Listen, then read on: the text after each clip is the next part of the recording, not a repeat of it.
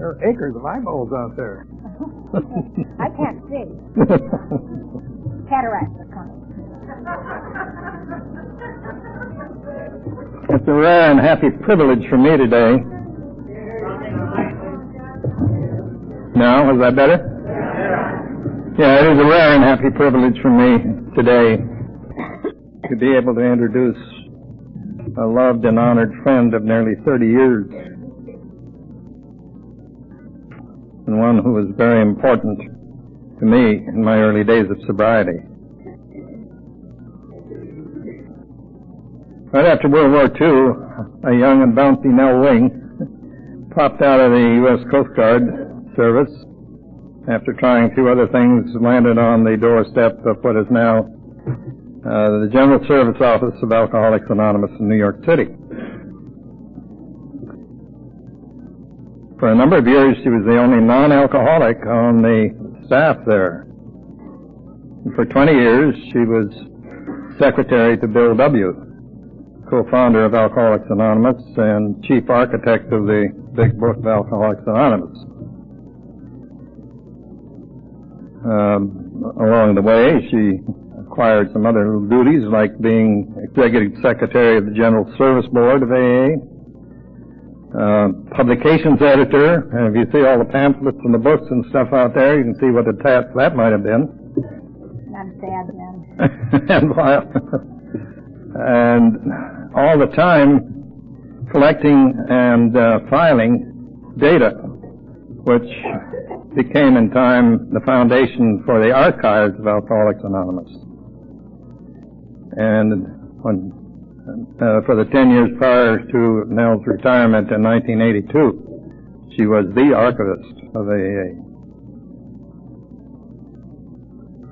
If that weren't enough, on alternate weekends, she was going up to Stepping Stones, which is the home of Lois and Bill W. in Bedford Hills, New York, and taking care of Lois's correspondence, which must have gotten voluminous because Nell was the founder of Al-Anon. Lois was the founder of Al-Anon. In 1965...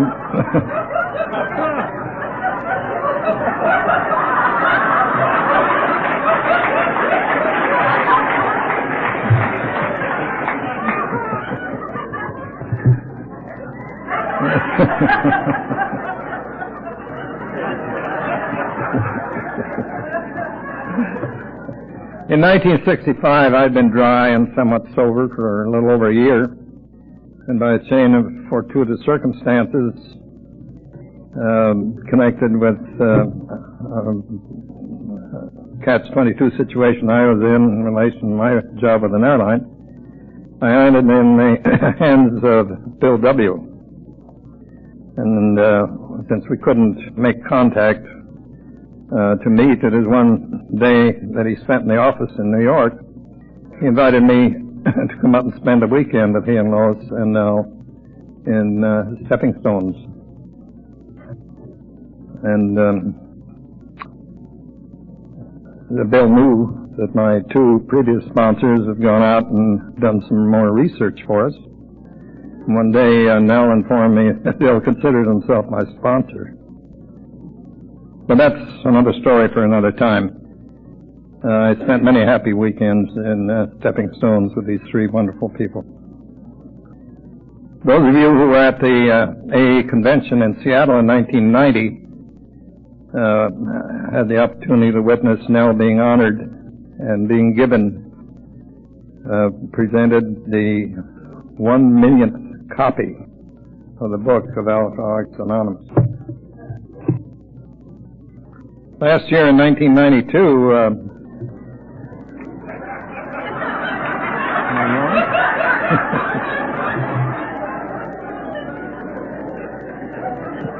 it's more fun being a straight man than a speaker.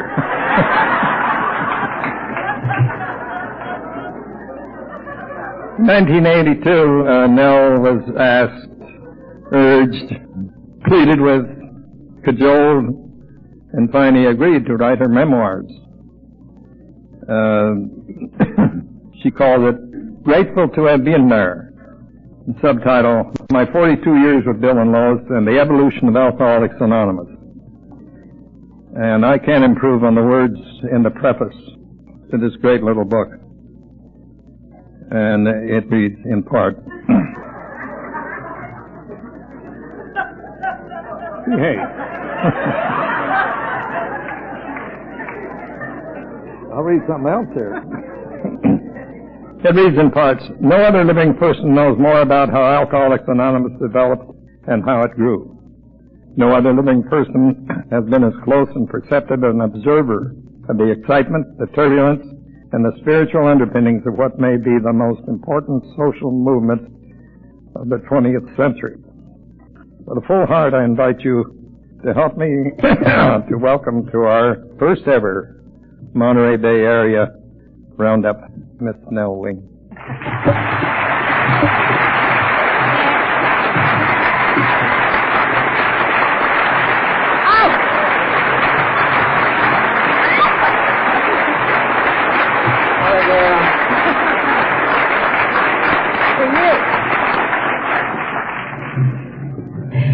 Thank you, Chuck. That was very good.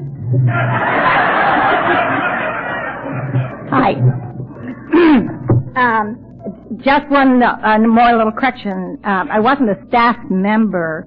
In many ways, I had some of the staff responsibilities in the very beginning when I came there in 1947. I was receptionist. Well, let me just have an opening and give my very, very sincere and beloved thanks to all of you, to Jerry and the committee, to Todd Smith, who I had a little eye-opener because Todd Smith is also the name of Bob Smith, Dr. Bob's son, Bob Jr.'s son. So I thought, how did Todd Smith get here? And so it was a different Todd Smith and a very nice one, too, in there. Also, of course, I'm very grateful to Chuck for being here, and we've had a long, long friendship, as he said. So I can play little tricks and do things like that, and he won't care. And I hope to the beginning that you will excuse the notes. I'm now 76. My memory is going down through the slats of the floor, and not so much for a lot of recollections and the memoirs, but for about 10 seconds past. Can't remember what happened. It's very scary. My nephew wanted me to come over, and I did go over to his group in New Jersey, and I did it all offhand, as I usually do. And before I knew it, I was saying, oh gosh, why did I say that? Because one anecdote would lead to another, and I would forget what originally I had started out to say. And one guy, sitting in the front seat, yelled out what I meant, where I was, and I made about 10 different faults like that, and everybody was sitting on the edge of the seat waiting for me to do it so they could yell out where I was. I hope I don't do that too often. Anyway, please excuse the notes. I hope you won't mind. You know, I wish I had a story to tell, but if I told my drinking story, you'd be long gone. I'd be here, but you wouldn't. So we won't get into that at all. During the 40s, I had a time when we ladies were traveling all over doing our own thing. Oh, it was a great time.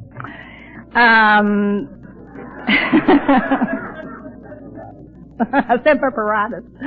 I was in the Coast Guard. She knows that. Anyway, what I wanted to say was that I am apt to, without notes, also overspeak. I go on and on and on and on. Everybody knows that. In fact, one time I thought maybe I might form a new group called Over Speakers Anonymous. I still don't think that would be a bad idea. Get a little system into the whole thing. Also, one of my favorite stories that I heard years ago, I think it was at the New York banquet, speaker from Australia said this little story. He said there were two friends who came into a meeting one night, and they were sitting there with the group in the audience, and they were waiting and for the talk to proceed and get going, and which it did. Went for a half hour, then an hour and a half. And finally, one of the friends was getting very fidgety, and he was looking all around the walls and whatnot, and his friend said to him, "Hey, what are you looking for?" And a clock? And the friend said, "No, I'm looking for a calendar." And so that is often one of the things when I said, I was telling Midge, one of our staff members, that how difficult it was to tell in a prescribed length of time what I wanted to say about history. I'm an old history teacher, by the way, so listen up. And describe the people, the events, the places, what happened. It is very necessary, and I won't go into that right now. But I was telling Midge about this, and I said, "Gee, it's awfully hard to know what stories to tell, what is most important, etc." She said, "Look, Nell," she said, "you don't have to tell everything, you know." And I said, "Well, okay, that's I really truly never thought of that." It was kind of like Alice in Wonderland. It's a long time since I read the story, but Alice wanted to tell, I can't remember what it was, a story, her story, or get some idea of what she was going through and for what reason, et cetera, et cetera. So she asked the good queen where to begin. The good queen draws herself up to her height and looks down at Alice and says, "Why, of course, begin at the beginning. That's where you begin." And I thought, oh, that's good. That's a very, very smart thing to say. That's where it should be anyway. And so, okay, so that will do it for me. And we'll go back briefly, I hope. I'll try. 54 years when I first heard about AA. I was a junior in college in 1939 in college upstate New York. And I heard about this Liberty magazine. Of course, we were reading Liberty magazines because everybody. It was kind of it wasn't staid and not very interesting like Saturday Post or Reader's Digest or things like that. It was kind of full of good stuff. And so we all enjoyed Liberty magazine. And inside that was one very good article called "Alcoholics and God" by Morris Markey. And I read that, and immediately I was so taken, and I have no idea why, except I do in a way. My dad was a teacher, professor, and a justice of the peace in our little small town. We were used to, our family, about 3 o'clock maybe once a week at least, maybe twice a week, with the state police coming in, dragging a drunk in to my dad's, for DWI or whatever it might be. Now, half of these people were my father's good friends.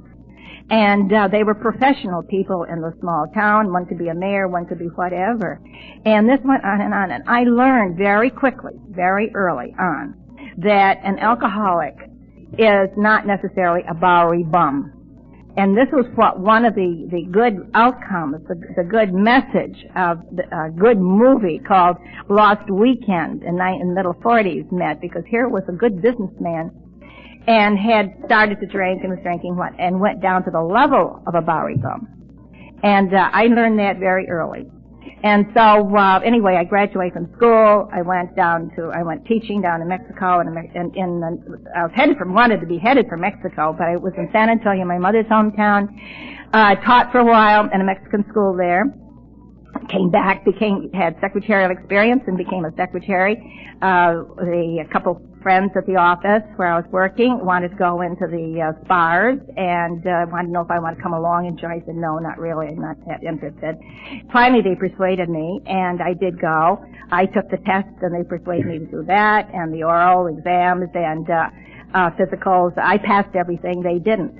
So I found myself a week later raising my right hand, hoping to die to protect my country. And so I did that for 2 years out in Seattle. And that was it's often always good to get back there because I have so many memories of that state and that city. So what I did then was come back after SPARS and decided now I really no serious relationship in mind, so I decided I'd go down to Mexico and sculpture, which is what I really like. I went down to New York City to get a job because I needed a little more money than my mustering out pay. It wasn't very big. And so I went to an employment agency, and the lady took my resume, read it, and came back, sat across me from the table, and she said, "How would you like to work at Alcoholics Anonymous?" And I said, "Oh, I'd love it." I just yelled it out and just blew her right off her chair. And anyway, I decided, what's better if a little temporary job? This is super. And so on Monday morning, I went to the office, and Marion, there just had been a little turnaround at that point of some effort to bring order out of chaos. And I could tell you, I can't go into all the stories. There's too many. And so Marion interviewed me, and finally she was just out of the waves, and I was out of the SPARS, and so we talked about that. Finally, I thought, gee, I got to get around to seeing what I'm going to get for this money, salary. So I asked her, and she said, "Now, Nell, we are a spiritual program, and we do spiritual good for people." I said, "Okay, I know, I got the message. I know what it is." So instead of temporary job, I was there for 36 years. And just then, to hurry it up a little bit, I was a receptionist for the first 7 years and started in 50. This was in March 3rd. I'm talking about 47 when I came to the office. And I did Bill's job, Bill's work, helped with him with his work, 1950 until he died in 71, January 71. That's 20 years. And then, of course, in the next 17 years, I was also a very good companion, very close to Lois. And it was a disaster when she died and passed away, except we knew it was going to happen. It's hard to take in your family, which Bill and Lois were to me, possibilities of passing into another life existence and whatnot. Anyway, that is roughly what then I ended up after Bill died and started doing some other jobs, and then in the 80s I started doing the archives.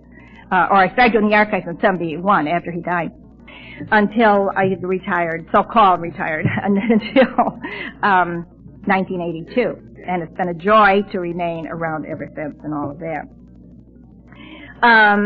It's been so wonderful to be invited out. And that has been the real mainstream of my growth. It has been ever since I came to the fellowship. I won't go into what I learned because you know what I learned. It's how to love people, how to give of yourself, how to be hopefully kind of a spiritual person.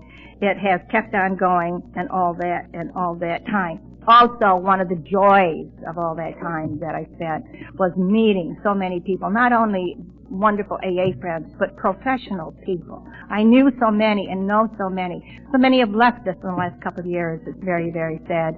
One of the ones that I enjoyed so much was Irving Harris. Irving was a great friend of Sam Shoemaker and helped him in the latter days after Sam had gone through that decision of 41, called out to the Oxford group out there in British Columbia to respond to what was going on and his attitude towards the Oxford groups and all that. Anyway, the decision of they came to was called the decision of 41. And after that time, that event, Sam became closer even to Irving Harris, who helped him with a newsletter called Faith at Work, and possibly a lot of you know this story. Pardon me, Sam and Irving often use the words, "it works, it works." Sam said, like Christianity, it works. And that was really, I think, the place where it came to AA, Work Publishing, and I know that Ann Smith also used Faith at Work. and what. But I still think it was more Sam's influence on that whatnot. Anyway, Irving wrote a book called Breeze of the Spirit. And it is a wonderful, wonderful story. This is before he died. It's a wonderful story of what the Octa group was all about, what Sam Shoemaker was all about. He talks about Bill. He gives a marvelous background. Lois and I went over to Bermuda, where Julie and Irv spent their winters, and I wanted to get him on tape. This was for the archives. And anyway, so we went over there, and I did interview him, had a good interview with him, and we were good friends. And one time, no,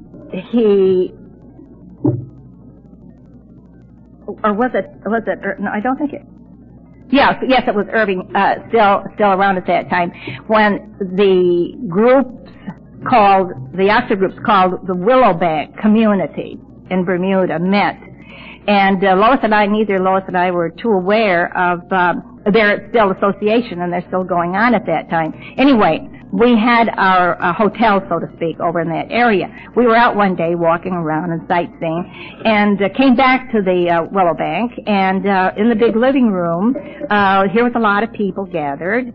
And we said, oh, fine. Lois and I looked at our watches, and it was tea time, 4 o'clock. We said, okay, we'll go and have a cup of tea, which we did. And found out that we were in the middle of an Oxford group meeting.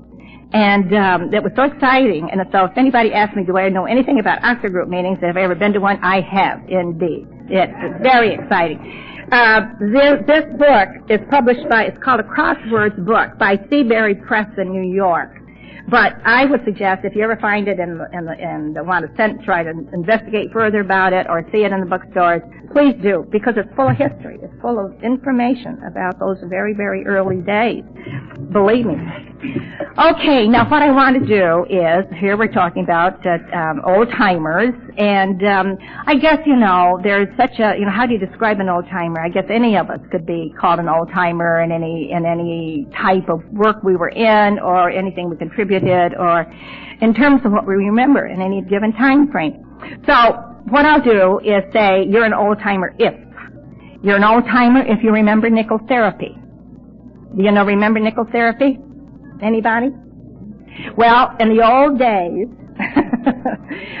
when you wanted to call your sponsor on the phone, outside or whatever, you put in a nickel, because that's what it took at those days, in those early days. And it got to be called nickel therapy. And I suppose now it'd be called 25-cent therapy or whatever.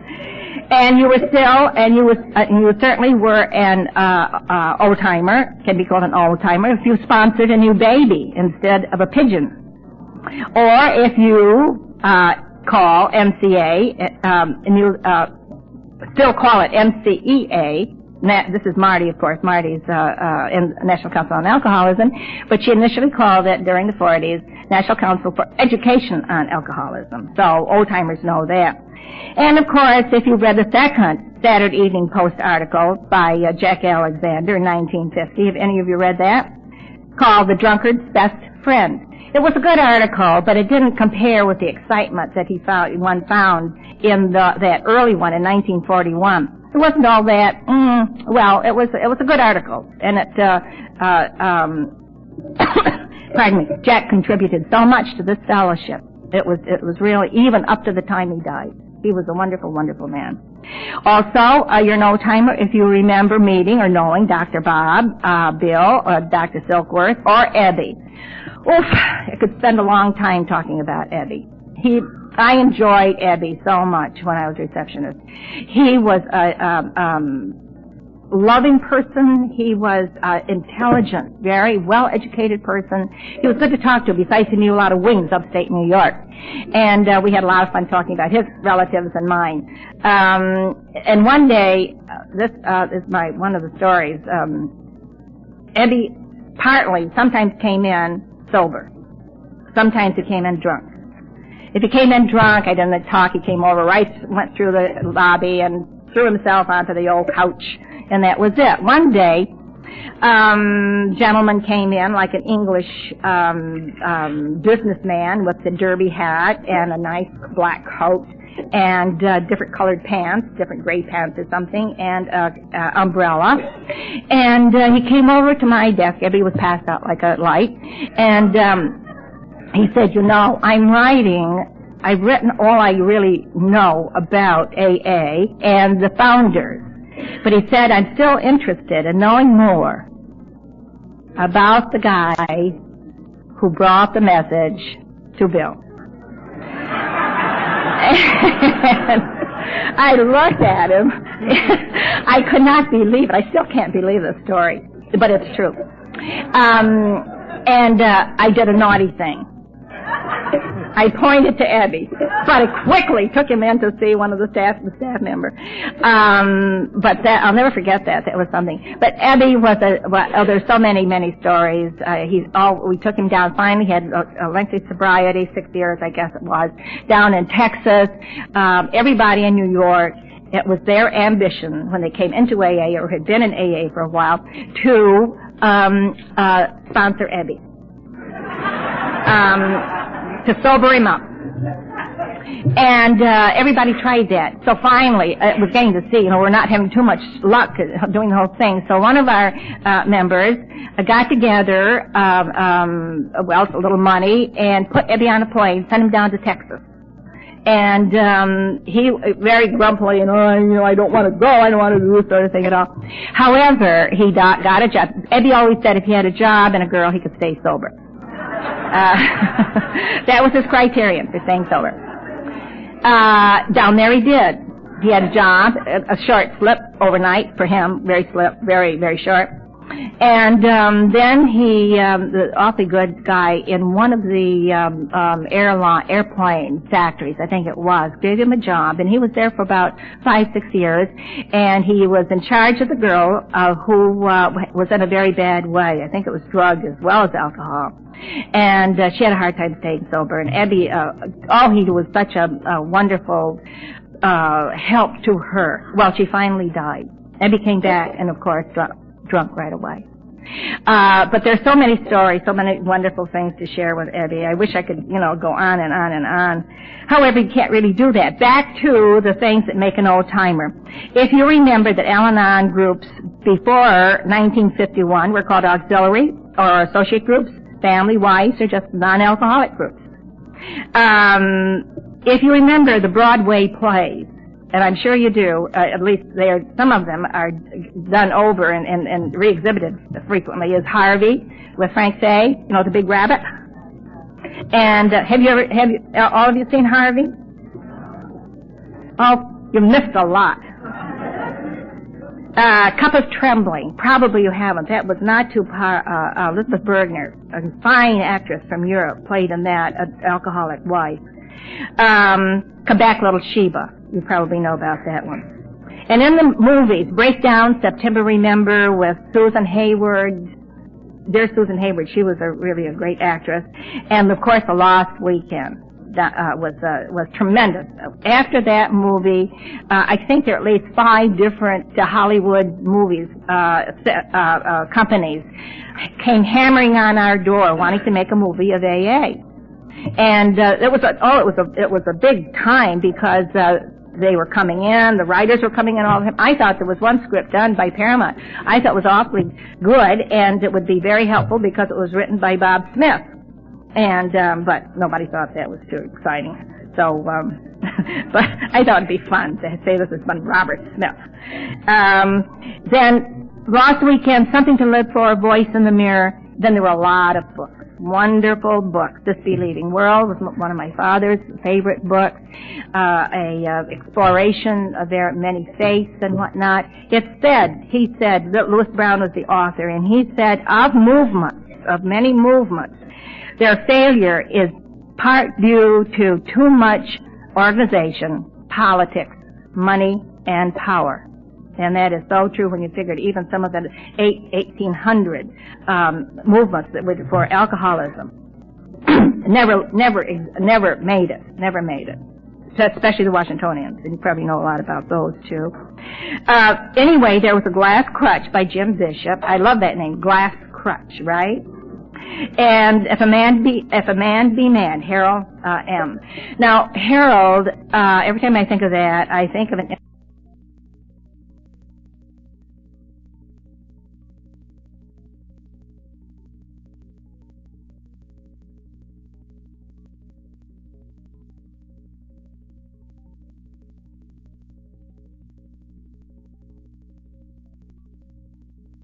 before that too. Was a small office, very small. There were about 12 people, including 13, maybe including Bill.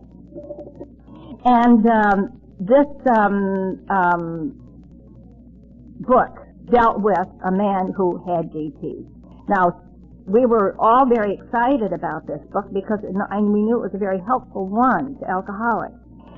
One day, as we said, drunks often came in and sat down just like they did intergroups in those days too. Would come in, sit, on the stool and on the chairs and whatnot. One day, this guy came in, sat for a long time, very silent, not making any trouble, and all of a sudden, bang! He got up and rolled, and there's snakes under my chair, snakes are there. And he was going around the room and having such a fun.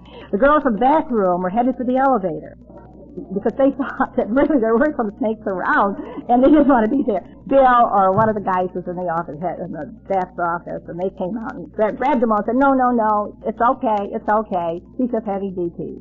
And brought them all back again. But there were, I can't tell you how many, it was just unbelievable how many things went on.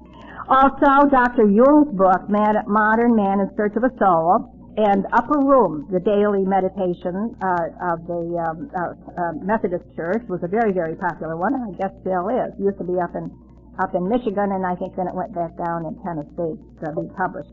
Common Sense of Drinking, and we know Peabody. We call him Peabody in the East, not Peabody. And of course, Varieties of Religious Experience. And there is just so much to tell about, can't think of his name. William James, for heaven's sake. See what I mean? And he contributed so much, but it would take us all afternoon if I went into that. I wrote article, well, I'll talk about that later. Then, of course, there was Dr. Jelinek, Dr. E.M. Jelinek's book, The Disease of Alcoholism. The funny little story about that is he was a good friend of Bill. Bunky, Bill called him Bunky. And Lois also described them as great pals and great buddies. Lois and I went on a trip to see the solar eclipse one day, and that was coming across Canada and coming down. And all of a sudden, Lois, who had been on her way, wanted to be on her way coming back from the eclipse and go over to New Jersey. Dr. Jelinek had died, and they had done a statue and a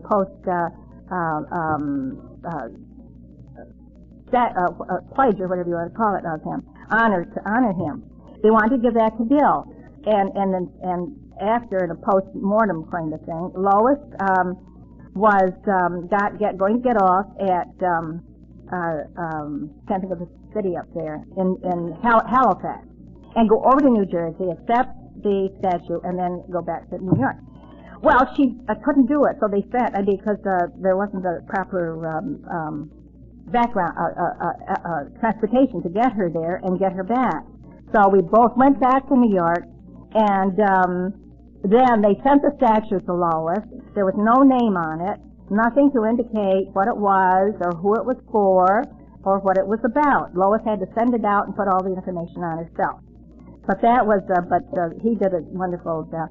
Also, if you remember, an old-timer, if you remember the most popular and accepted protection of anonymity at the public level in those very early days was a Halloween mask you wore over your head. And some of the newspapers had these at one occasion. They were writing about AA and had this great big picture of this guy with a big mask on his face. Also, a couple of them walking through the back alleys with wearing masks on their way to a meeting.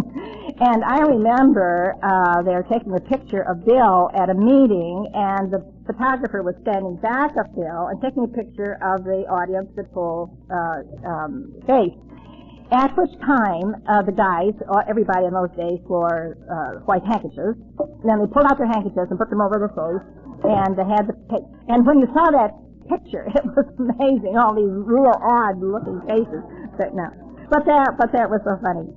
And you certainly are an old-timer if you ever said or heard anyone say, hey, Bill, who needs all those traditions, those damn traditions? And they just said that very often, believe me. And if you like, you still say the Alcoholics Foundation. If you're old-timer, you still say the Alcoholics Foundation, Works Publishing, for AA, for GSO and AAWS. And if you remember the kind of newspaper language used by reporters to describe AA events, such as the early 1942 annual New York dinner, these are some of the headlines. 400 ex-alcoholics toast new sanity. 424 ex-slaves toast defeat of barley corn. Alcoholics Anonymous describes how to break rum's stranglehold.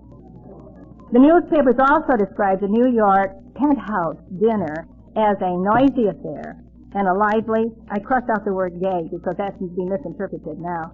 It said gay party. I know it. Much noise and laughter and plenitude after dinner speeches, and yet not a hangover or even a mention of a headache to show for it. And I thought, gosh, a pet house certainly would be a good place if you wanted to raise the roof, right?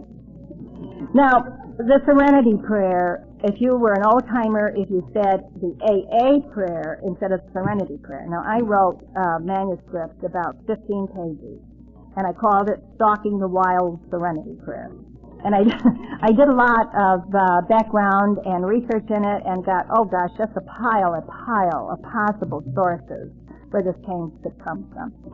If you don't mind, I think it's important because I don't know how many people are really acquainted. Let me just read, not the whole manuscript, but just the page and a half, and I can read it quickly. The actual origin of the Serenity Prayer has been, over the years, a tantalizing, elusive, and some still feel an unsolved mystery. I wrote this in 81, by the way. Intriguing to those of us at GSO who have, at one time or another, attempted to trace the prayer to authorities, unimpeachable sources. The prayer entered unobtrusively into AA history in the year 1941. People get this date mixed up a lot. It was discovered in the in memoriam column of an early June edition of the New York Herald Tribune, and the exact wordings were, Mother, grant me the serenity to accept things I cannot change, courage to change the things I can, and the wisdom to know the difference. Goodbye. Some 15 years later, reminiscing about this event, Ruth Hart-Casilius, our first non-alcoholic secretary of our staff, said, it is a fact that Jack C. appeared at the office at 30 Deasy Street, Manhattan, one morning for a chat, and during the course of which he showed me the obituary source, notice, with the Serenity Prayer. I was as much impressed with it as he was and asked him to leave it with me so that I could copy and use it for our letters to groups and loaners. At this same time, Bobby B., who was also, this is our other staffer, who was also terrifically impressed with it, undoubtedly used it in her work with the many she contacted during the 24th Street Clubhouse, where she was in charge of that. Horace C., another a local member on the Board of Trustees and helpful to Bill in the office and whatnot, had the idea of printing it on cards and paid for the first printing. All the local members, including Bill W., felt its relevance immediately. As Bill said in Comments of Age, never had we seen so much AA in so few words. On June 12, 1941, Ruth wrote Henry S., the Washington, D.C. member and printer by profession, saying, one of the boys up here got a clipping from a local newspaper, which is so very much to the point and so much to their liking that they have asked me to find out from you what it would cost to set it upon a small card, something like a visiting card, which can be carried in a wallet. Here it is. Would appreciate it if you would let me know right away. Henry answered back immediately and enthusiastically. He said, your cards are on the way, and my congratulations to the man who discovered that in the paper. I cannot recall any sentence that packs quite the wallop that does, and during the day has shown it to the AAs that dropped in, and in each case have been asked for copies. I sent you 500 copies, inasmuch as you didn't say how many you wanted. If you need any more, let me know. Incidentally, I'm only a heel when I'm drunk, I hope. So naturally, there will be no charge for anything of this nature. Now, I'll take the very last notice about where it came from. The claim for authorship on behalf of Dr. Niebuhr is formidable. No doubt about that at all. At the very least, he certainly authored one version, at least, at which the 1941 Obit Prayer could have been an adaptation. And yet, there is still another source to consider, which also needs some investigation. Back in the late 1950s, a staff member, Anita R., browsing in a downtown New York bookstore, came upon a small card, beautifully bordered with a scroll design, in which was centered a printed prayer, which said, a prayer. Almighty God, our Heavenly Father, give us serenity to accept what cannot be changed, courage to change what should be changed, and wisdom to know the one from the other, through Jesus Christ our Lord. Amen. And at the bottom it says, from a 14th century prayer often called the General's Prayer. The card originated from a bookstore in England called Mowbray's. At that time, 1957, we received at least 2 other references to this particular version. Who dat? The writer quoted from earlier in this letter, citing versions by St. Thomas Aquinas, and Dr. Niebuhr had further information to offer. She said, I then found the prayer in another book, Between Dark and Dawn, by Frederick Cates, and the prayer was marked 14th century in the words, Almighty God, our Heavenly Father, give us serenity that cannot be changed, courage to change that should be changed, and wisdom to know one from the other. I think that is if there's one really truly unsolved mystery in AA, it is who wrote the prayer. It really is wonderful. Now, do any of you know Calvin and Hobbes comic? It's a very cute one. Okay. Now, Calvin is about 60 or 70 years old. Little, feisty, can be mean little kid. He has a stuffed tiger that he carries around with him. Now, when nobody's around, the tiger becomes human and stands on his feet, and they talk and go having fun wherever they want to go. This particular one, Calvin says, know what I pray for? And Hobbes says, what? Calvin says, the strength to change what I can, the inability to accept what I can't, and the incapacity to know the difference. The tiger says, you should lead an interesting life. Calvin says, oh, I already do. You're so fascinating. I think that is, I couldn't resist that one. Now, onward and upward. You know, looking over those many years, what time is it?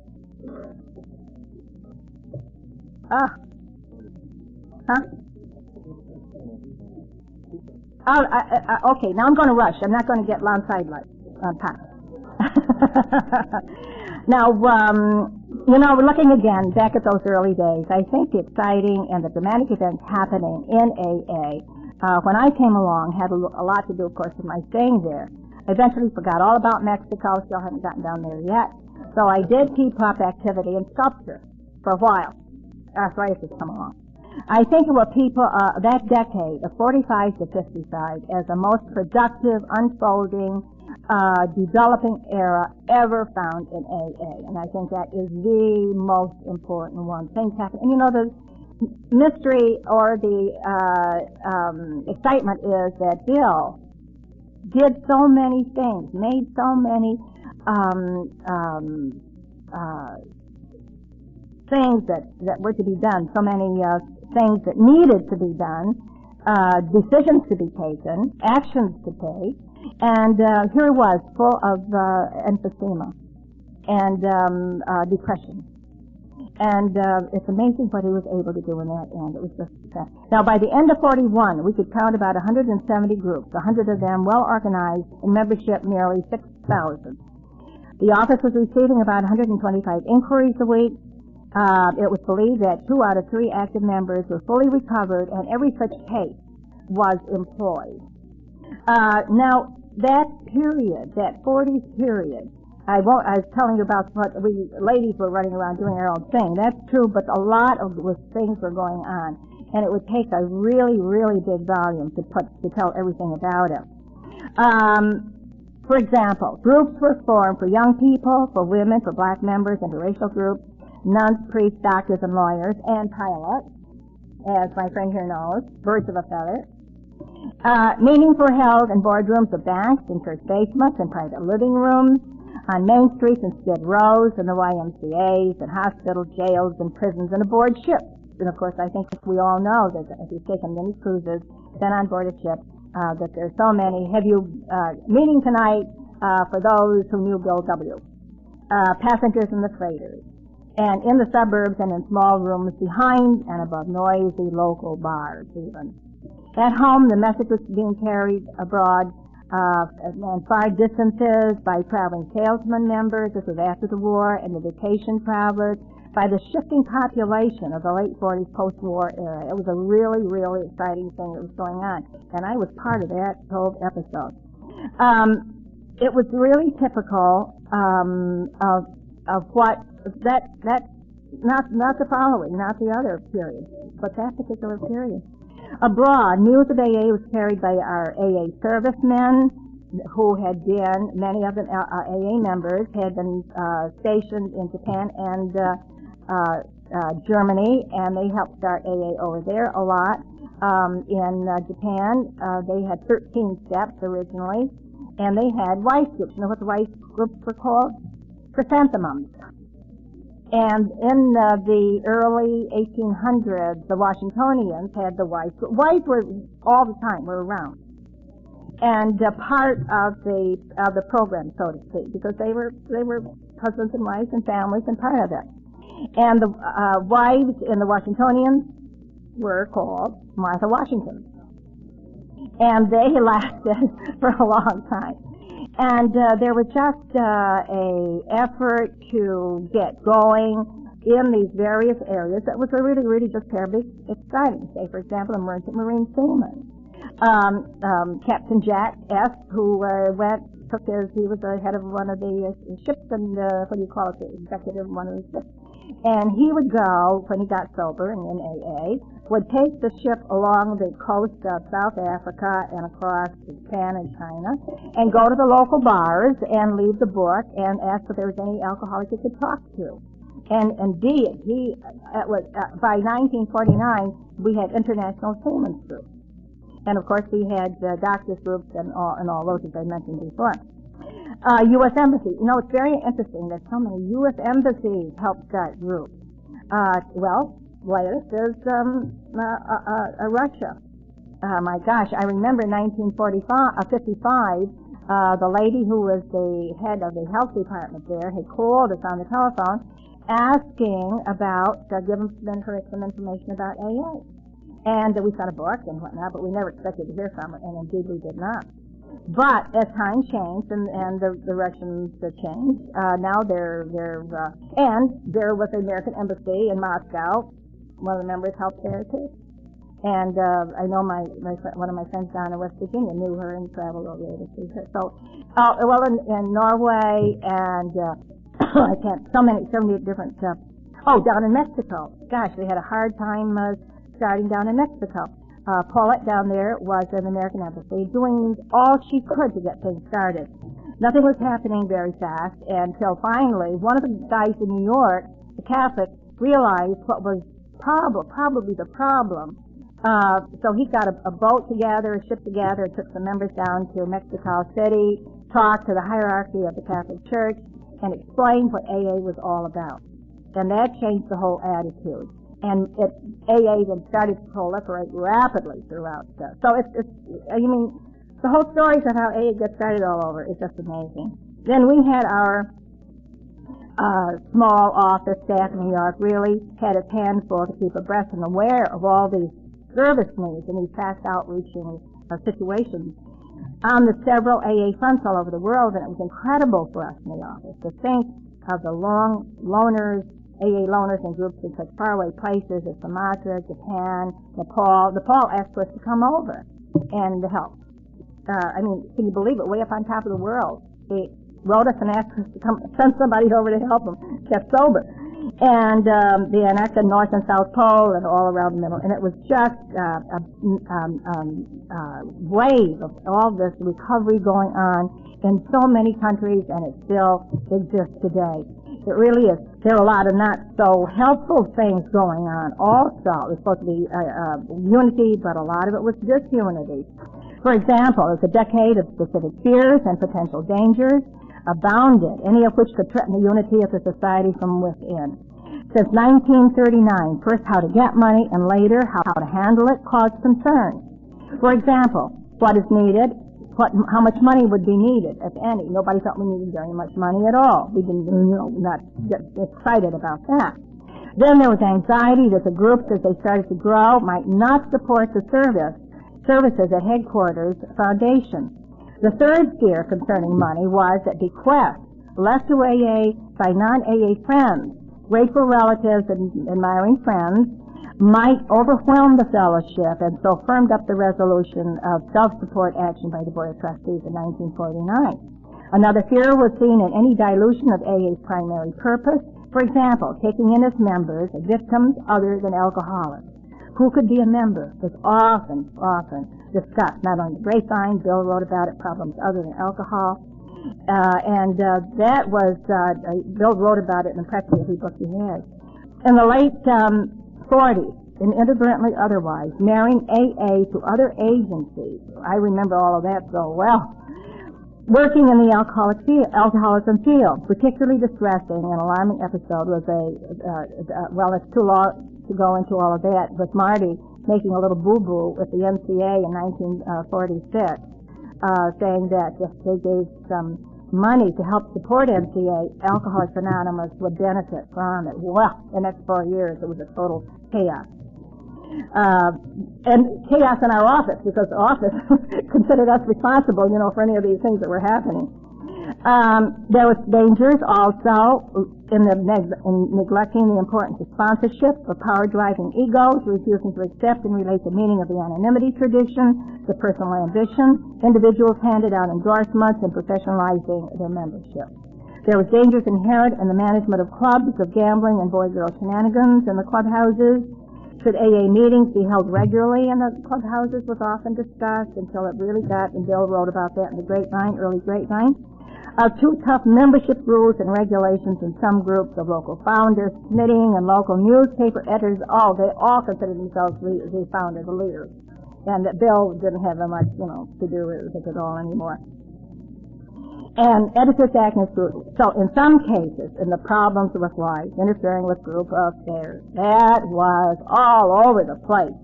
I remember we got a letter from a group down south saying, please write their wives and tell them you got to turn around and do things right. What happened, the problem was that they were in a clubhouse, 2 rooms plus a kitchen.